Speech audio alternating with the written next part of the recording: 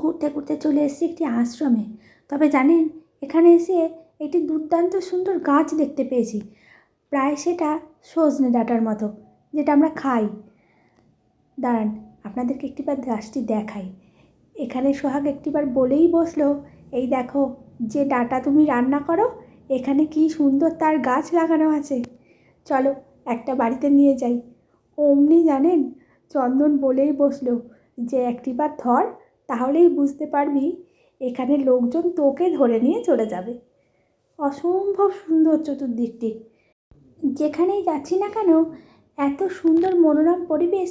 আর এখানে দেখুন, নানা দেবদেবতা, সকলে কী সুন্দর একই ফ্রেমে একই সঙ্গে বন্দি হয়েছে।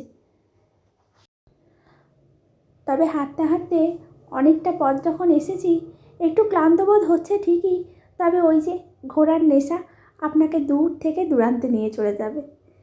চলুন তবে আজ আসি।